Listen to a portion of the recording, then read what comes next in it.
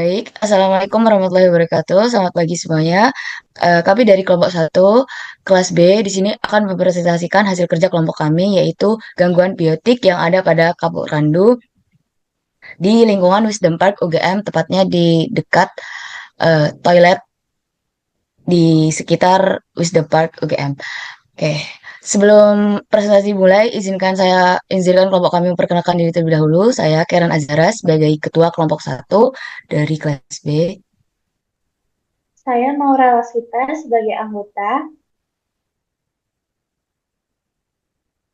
Saya Kaira Hasna sebagai anggota. Saya Intan Aifa sebagai anggota.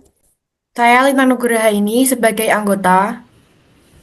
Saya Kalisa Naura Zahra sebagai anggota. Dan saya Iksan Aziz Fajrianto sebagai anggota dari kelompok satu kelas B. Baik, langsung saja kita mulai. Jadi, yang pertama ada deskripsi dari kapuk randu itu sendiri. Kapuk randu itu memiliki nama ilmiah Seiba pentandra dan termasuk dalam famili Malvaceae. Nah, kapuk randu ini memiliki ciri morfologi berupa batangnya mencapai 30 sampai 70 meter, warnanya abu-abu kehijauan, serta terdapat duri eh, semu ketika pada waktu masih muda. Duri semu ini digunakan kapuk randu untuk sebagai pelindung alami dari predator yang ada di sekitarnya. Setelah itu eh, daunnya itu berbentuk majemuk menjari, biasanya terdiri dari 5 sampai 9 anak daun. Nah, buah dari kapuk randu itu berbentuk lonjong berisi serat-serat putih yang biasa disebut sebagai kapuk. Eh, Selain itu, juga kapuk randu ini mampu bertahan pada kondisi kering dan panas dengan cara menggugurkan daunnya untuk mencegah penguapan yang berlebihan. Sehingga kapuk randu ini banyak ditemukan di daerah tropis seperti di Indonesia.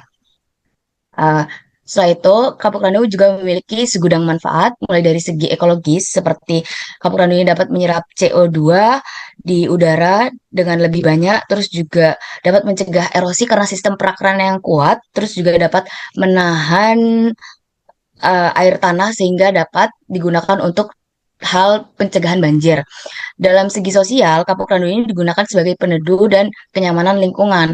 Terus juga dalam segi ekonomi, serat dari kapuk randu itu digunakan sebagai pengisi bantal dan jok motor mungkin yang nanti memiliki nilai jual. Terus juga dapat dijadikan sebagai bahan bakar dan kulit dan daunnya juga bisa digunakan sebagai obat serta kayunya itu digunakan sebagai industri ringan seperti peti dan korek api. Lanjut ke hama. Ketika kita mengamati lingkungan langsung ternyata kapuk randu ini memang dari jauh itu terlihat kokoh, namun ketika diamati terdapat hama yang menyelimutinya. Hama itu adalah Bapak Pucung. Bapak Pucung memiliki nama Latin Dysdarchus singulatus yang termasuk dalam ordo Hemiptera atau yang biasa disebut sebagai serangga penghisap cairan. Nah, Bapak Pucung ini memiliki morfologi tubuhnya memanjang berwarna merah cerah dengan pola hitam pada sayapnya dan juga Bapak Pucung ini memiliki bentuk mulut yang bertipe penusuk dan penghisap. Penusuk itu eh, berfungsi sebagai untuk menembus kulit buah, serta penghisap itu berfungsi untuk menghisap cairan yang ada pada buah itu. Nah, fase memakan dari babak pucung biasanya terjadi pada saat fase pertumbuhan buah, karena pada saat itu cairan dan nutrisi yang ada dalam buah itu maksimal, sedang tinggi-tingginya. Jadi, babak pucung melakukannya pada saat buah itu mulai berkembang. Nah, aktivitas makannya ini membuat babak pucung itu tergolong sebagai hama fitofag. Fitofag di sini adalah serangga yang memakan buah. Dalam konteks kapuk randu dan babak pucung ini merupakan serangga yang memakan buah, menyerap intisarinya. Menyerap nutrisi dari buah tersebut sehingga dapat merusak perkembangan dari buah tersebut. Nah, selain itu juga Bapak Pucung ini cenderung aktif pada siang hari dan sering hidup berkelompok. Bisa lanjut ke pembahasan selanjutnya yaitu tentang gejala. Baik, serangan hama dari bapa pucung atau Dysdergus singulatus ini pada tanaman kapurando atau Ceiba petandra ini umumnya menimbulkan gejala yang paling nyata pada bagian buah dan bijinya. Nah, buah yang terserang ini memperlihatkan bercak-bercak coklat kehitaman pada kulit yang kemudian akan meluas hingga menyebabkan perubahan warna dan teksturnya.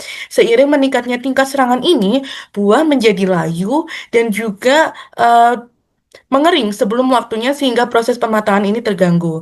Nah, di bagian dalam buahnya itu, serat kapuknya ini menjadi kotor, menggumpal, dan juga kusam. Sehingga ini menandakan adanya gangguan pada jaringan biji yang kehilangan cairan alaminya tersebut. Sehingga kondisi tersebut tidak hanya menurunkan kualitas secara fisik, namun juga mempengaruhi mutu panen tersebut. Nah, pada serangan yang berat, buah-buah muda seringkali rontok sebelum mencapai kematangan fisiologisnya. Sementara buah yang tersisa di pohon tampak mengering dan gagal pecah. Biji yang terbentuk menjadi keriput, ringan, dan tidak layak tanam ini karena kehilangan kandungan nutrisi dan kelembapannya. Secara keseluruhan, gejala ini menyebabkan penurunan kualitas dan juga kuantitas hasil panen kapuk randu tersebut, serta menjadikan pohon tampak dipenuhi buah kering yang tidak produktif lagi. Selanjutnya, pembahasan mengenai tanda.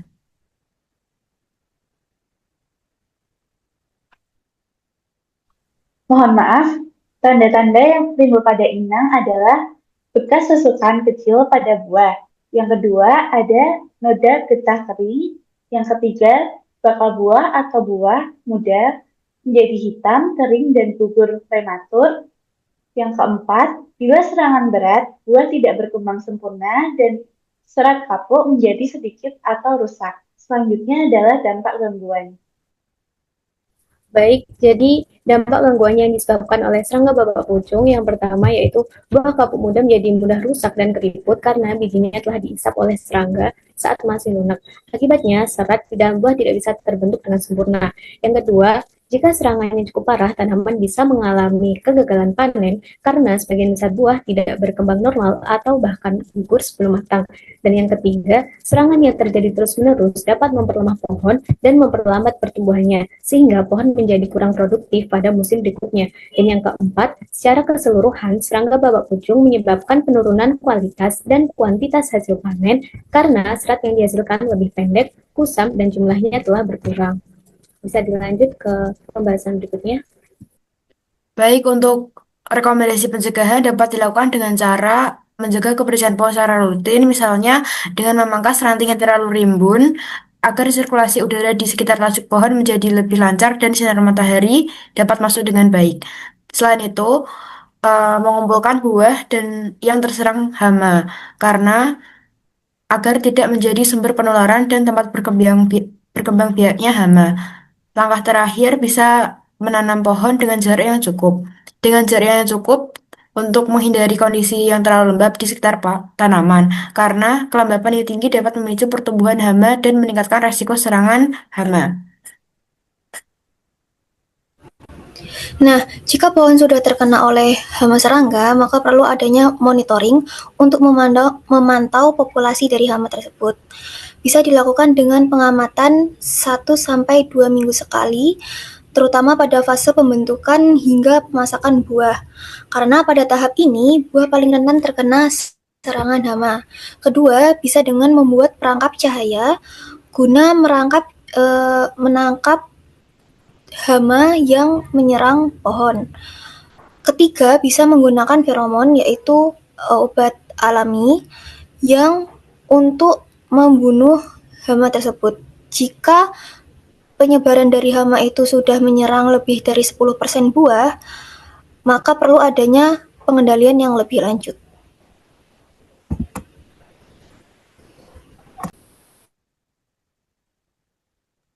Oke, untuk pengendaliannya, kita memiliki dua cara, yaitu cara mekanis dan cara biologis. Cara mekanis, kita bisa mengambil buah yang sudah terinfeksi nimfa bapak pucung dan mengambil bapak pucung yang sudah dewasa yang terlihat.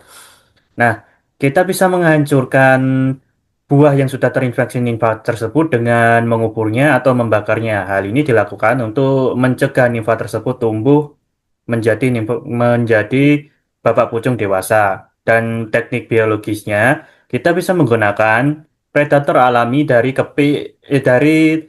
Bapak Pucung tersebut seperti laba-laba, belalang sembah, dan kepik predator.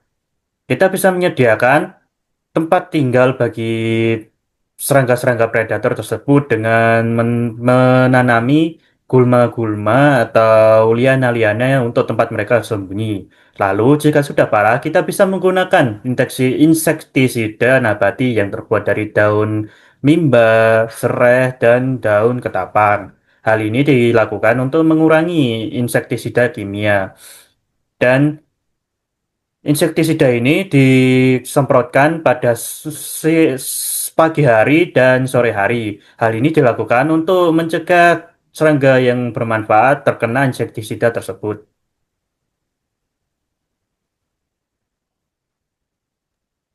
Oke, baik. Bisa dilanjut ke slide kedua. Jadi di slide kedua ini terdapat kolase dari hasil gambar yang kami ambil di lapangan. Jadi di sini ada foto kapuk randu dan hamanya. Dan di sini juga ada peran anggota kelompok kami. Jadi saya sendiri berperan sebagai editor bagian konten di Canva, terus juga editor infografis halaman kedua dan juga penyusun naskah video singkat. Disclaimer dulu, saya menyusun naskah itu juga direvisi oleh teman-teman dari kelompok saya. Jadi kita bekerja sama juga. Jadi teman-teman saya juga menambahkan di dalamnya jika ada yang salah. Terus juga Ihsan berperan sebagai sama juga editor konten di Canva. Dia menyalin beberapa elemen yang akan dia bicarakan gitu maksudnya ya. Kalau misalnya saya bilang editor bagian konten di Canva itu. Terus juga ada pembuat link Zoom juga Ihsan, terus merekam video Zoom meeting ini juga Ihsan, terus Kalisa juga berperan sebagai kameramen, editor video singkat dan Zoom, editor video bagian konten di Canva dan Maura juga berperan sebagai editor infografis ini, editor utama yang merevisi juga Maura. Terus juga editor bagian konten di Canva dan Lintang juga berperan sebagai editor konten di Canva juga. Intan juga berperan sebagai kameramen dan editor juga. Setelah itu yang terakhir ada Kaira juga berperan sebagai kameramen dan editor bagian konten di Canva serta editor video Zoom ini. Baik, itu saja dari kelompok kami yang dapat kami sampaikan. Kurang lebihnya kami mohon maaf. Wassalamualaikum warahmatullahi wabarakatuh.